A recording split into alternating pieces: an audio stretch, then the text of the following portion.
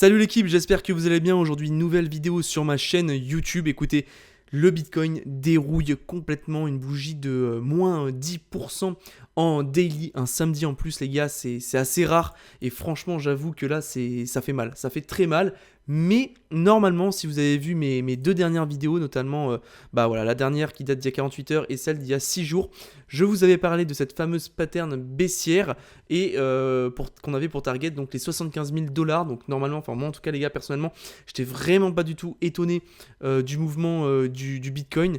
Je m'attendais vraiment à ce qu'on aille chercher cette target. Et pourquoi ?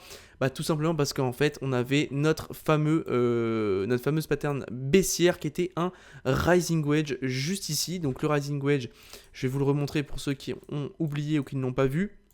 Regardez le rising wedge juste ici, donc que vous pouvez voir constater juste ici à gauche sur le BTC.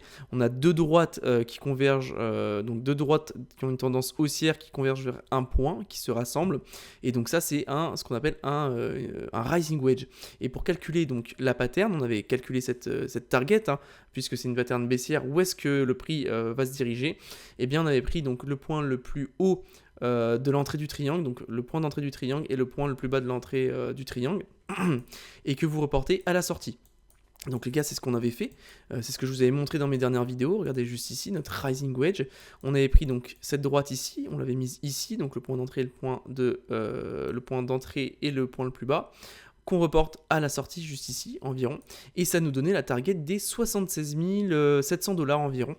Et je vous avais dit les gars ensuite juste après que malheureusement si on allait chercher cette zone de prix, on allait sûrement aller plus bas, notamment ici sur les 74 000 et 73 000 $. Pourquoi ? Parce qu'on avait juste ici un petit fair value gap, et également parce que les 74 000 $, c'est les 74 000 500, c'est le dernier plus bas de début avril 2025. Donc le marché devrait être appelé à aller chercher ces liquidations juste ici. Alors, ce qui est très étrange, et c'est là où les gars, je vous invite à faire vraiment attention, c'est que théoriquement, on allait chercher la target, tout est ok, on a validé la pattern, c'est bon. Mais ce que je trouve curieux, c'est que le Bitcoin se soit arrêté aux alentours des 75 850. On n'est pas allé chercher ici ces niveaux qui étaient censés en fait être des niveaux un peu magnétiques pour le prix, pour aller chercher ces liquidations, et on n'y est pas allé. Donc je vous invite à être vigilant, à voir de comment en fait le marché va évoluer dans les prochaines heures, parce que le marché est extrêmement volatile. Là d'ailleurs on a quand même bien recover sur le BTC, mais globalement on a fait une mèche de combien depuis attendez, je vais mettre en daily pour le coup. On a fait une mèche on a fait moins 10% environ aujourd'hui. Un samedi, c'est assez c'est quand même très important, ça fait mal les gars, mais je vous le dis toujours, il y a toujours des opportunités à prendre, même quand le marché baisse. Forcément ça fait mal sur du spot, mais si vous par exemple shortez, ça peut être des bonnes opportunités. Alors évidemment faire attention les gars en trading, je vous le rappelle à chaque fois. Mais d'ailleurs ça me fait une bonne transition. N'oubliez pas qu'en commentaire épinglé, en lien dans la description de cette vidéo, vous avez un lien vers la plateforme Bitunix, donc qui est ma plateforme sur laquelle je trade. Actuellement j'ai d'ailleurs un short sur SUI, donc je suis plutôt bien. Bon, c'est des petites positions les gars, honnêtement moi en trading j'aime pas mettre des grosses positions, c'est juste pour m'amuser.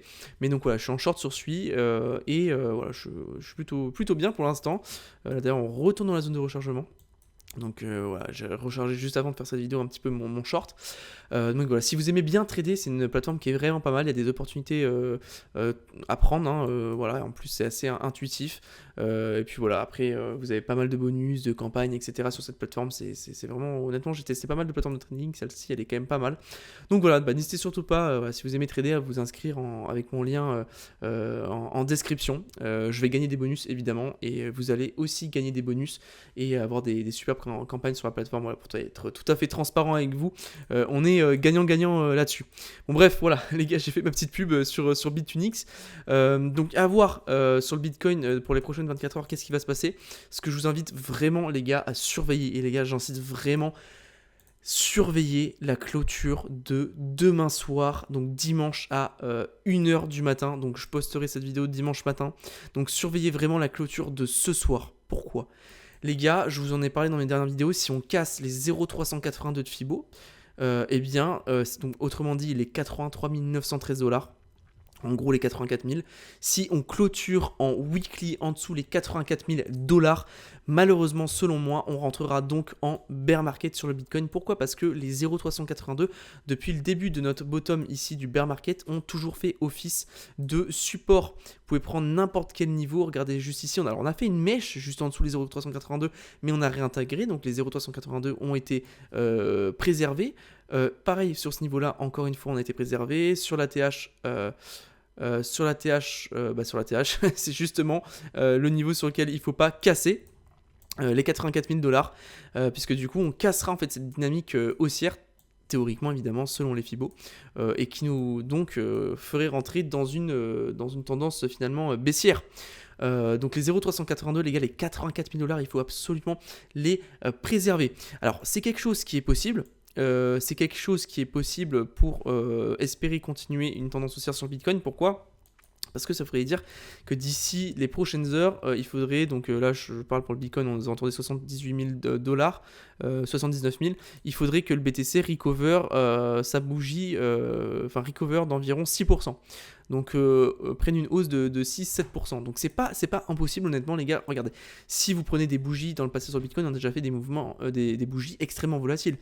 Juste ici, regardez cette bougie par exemple, je la prends, on avait fait une mèche baissière, une bougie baissière, on avait recover de 5%, ok, voilà. Par exemple, je vais prendre une autre bougie, celle-ci ici, regardez le ravalement haussier énorme qu'on a fait. On avait récupéré 20%, c'est une dinguerie. Pareil ici, regardez sur la mèche de l'ATH. On a recover de 12%. Donc c'est quelque chose qui est possible d'ici la clôture de weekly de dimanche. Donc il va vraiment falloir surveiller ça les gars.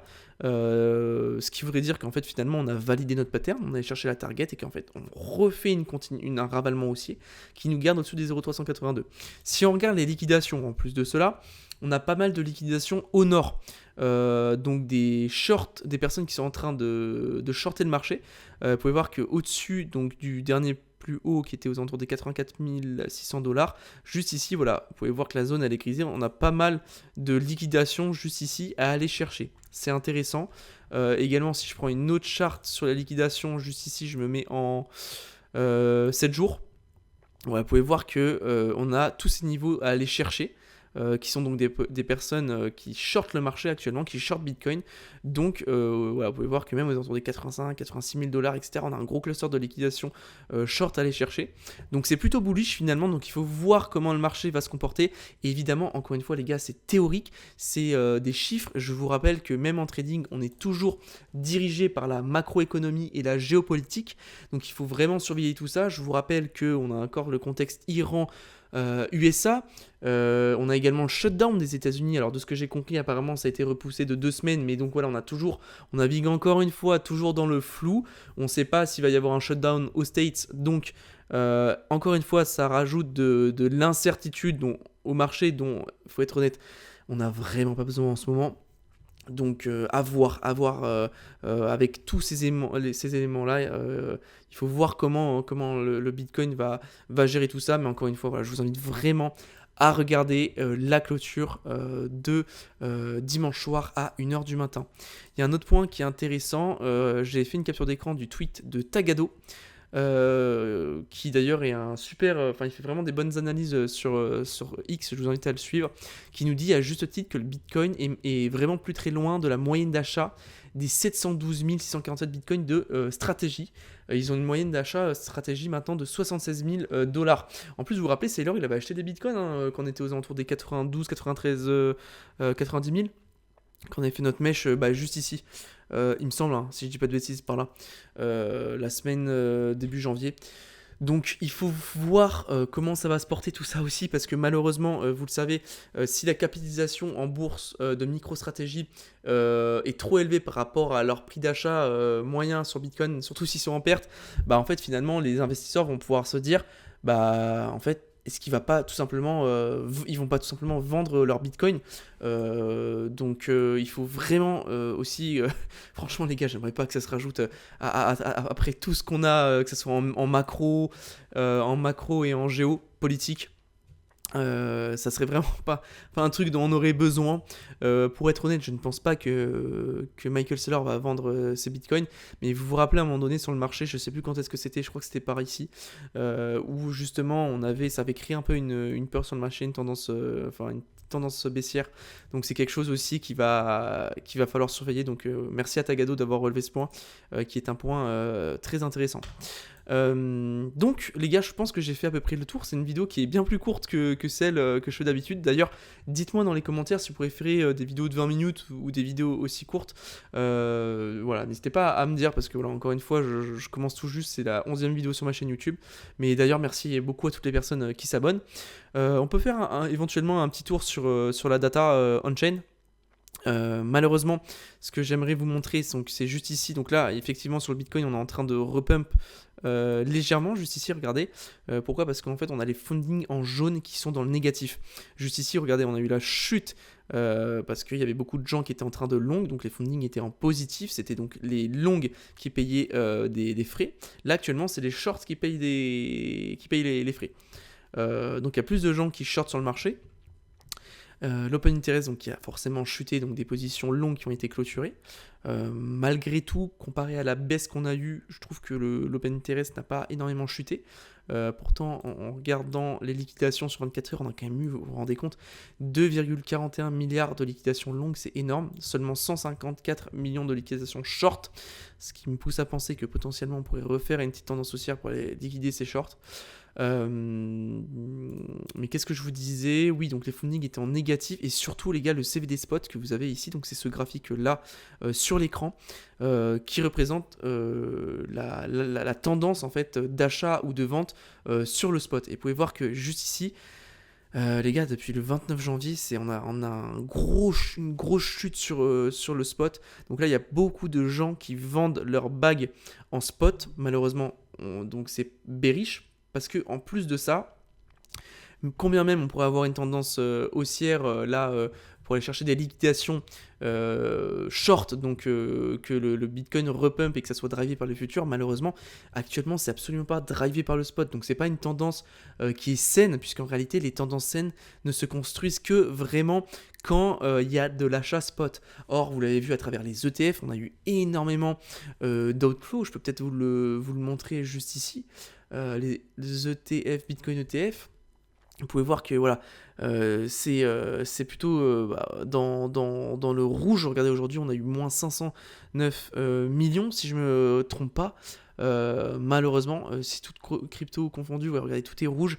Voilà, on a pas mal de sorties, donc en fait voilà, malheureusement c'est pas, si on a une tendance haussière actuellement, ça sera pas une tendance saine, puisque ça sera pas drivé également par le spot. Donc ça sera tout simplement un mouvement comme on a eu sur l'or il y a 48 heures, tout simplement un mouvement pour aller liquider et réassainir, je sais pas si c'est le bon mot, le marché, le rendre plus sain en fait, pour liquider toutes ces positions en futur, en perpétuel. Donc voilà les gars, à voir quand il faut vraiment surveiller également l'achat spot qui est important pour nous créer une tendance haussière saine. Mais je pense en tout cas que j'ai fait le tour. Je vous ferai vraiment regarder la clôture de dimanche, donc de ce soir à 1h du matin. Il y a un autre article aussi qui est de Bean Crypto qui est intéressant. Si voilà, on veut être un peu bullish, mais bon honnêtement... Les gars, j'essaie de vous trouver un peu des infos qui peuvent vous donner pas de l'espoir, c'est pas ça, parce que je veux être factuel, mais voilà, qui peuvent nous mettre un petit peu de pommade à travers la journée qu'on a vécue. C'est qu'il y a eu un pic des nouvelles adresses Bitcoin au cours des dernières 24 heures. Il y a eu environ 335 000 nouvelles adresses qui ont été créées, atteignant un sommet sur 2 mois, et il s'agit de la plus forte augmentation quotidienne depuis novembre 2025. Et qu'est-ce que ça veut dire, un pic de nouvelles adresses ? En général, la croissance du nombre de nouvelles adresses, c'est souvent le signe d'une adoption croissante et d'un regain d'intérêt. Donc ces afflux peuvent soutenir la demande et contribuer à la stabilité du prix lors des corrections. Donc à voir, ça peut être une news potentiellement bullish, mais honnêtement voilà, je vous invite à rester extrêmement méfiant sur le marché qui est très très volatile. On l'a vu sur l'or, qui pourtant c'est des marchés qui sont, enfin des actifs qui sont quand même assez stables. L'argent aussi, moins 25%, c'est une dinguerie. Donc il faut vraiment, soyez vigilants les gars, si vous prenez des positions en levier. Vraiment, ne vous faites pas liquider tout votre capital. Déjà que je pense qu'on prend tous suffisamment cher sur le spot. Hein. Regardez, les cryptos or top 10, on est tout simplement par rapport au plus haut de janvier 2022 juste ici. On est à moins 82%. Donc les altcoins sont clairement en bear market depuis la semaine du 17 janvier 2022. Alors par contre, on est sur la zone de rechargement de Fibo. Donc s'il y a des projets sur les alts qui vous intéressent, de manière institutionnellement parlant, c'est des zones intéressantes sur lesquelles se positionner. Maintenant, voilà, il faut avoir la motivation de se positionner sur des alts qui sont en bear market depuis maintenant 4 ans, littéralement 3 ans et demi. Par contre, voilà, sur le Total 3, donc les crypto Total Market Cap, excluant le Bitcoin et l'Ethereum, on est toujours sur notre trendline qui est sur une tendance haussière. Donc à voir. Il y a un autre truc que j'ai vu sur Bitcoin versus l'or, je suis trop dégoûté de ne pas l'avoir vu les gars, c'était qu'on avait une magnifique épaule, regardez juste ici, épaule, tête, épaule, en fait vous voyez pas bien quand je fasse comme ça, regardez, épaule, tête, épaule, et là bam. Donc ça c'est une pattern qui est bearish. Trop deg, en fait vous auriez pu tout simplement vendre votre or ici et racheter du Bitcoin plus bas. Donc dommage, franchement, honnêtement, bon, c'est pas grave, c'est comme ça. De toute façon, les gars, il y a toujours des opportunités à prendre. Et encore une fois, regardez, moi, je suis en train de shorter, donc, il y a toujours des opportunités à prendre, même quand le marché baisse. Malheureusement, c'est sûr que dans le fond, notre spot prend cher, donc c'est pas agréable. Mais voilà, les gars, en tout cas, je tiens à vous féliciter parce que seuls les vrais. C'est pas les vrais investisseurs, mais je veux dire, voilà, c'est vrai que ceux qui sont là sont quand même le noyau dur, on va dire, du marché, et on va arriver à un moment donné sur une consolidation, sur des niveaux de prix intéressants, que ce soit sur le Bitcoin, sur voilà, le top 10, le top 5, etc. On va arriver sur des niveaux de prix qui sont intéressants, donc il faut le voir comme une opportunité, évidemment, vous en doutez. En tout cas, voilà, les gars, j'espère que cette vidéo vous aura plu. Si vous me découvrez, bah voilà, n'hésitez surtout pas à vous abonner à ma chaîne YouTube, ça me ferait extrêmement plaisir. Laissez un like, un commentaire, les gars, c'est le meilleur moyen de me soutenir. Et puis encore une fois, voilà, si vous voulez me soutenir, vous pouvez rejoindre Bitunix, qui est une plateforme de trading. Voilà, et puis également pour vous, c'est pas mal. Donc voilà, merci à tous les gars, je vous dis à la prochaine pour de prochaines vidéos. À bientôt tout le monde, bye.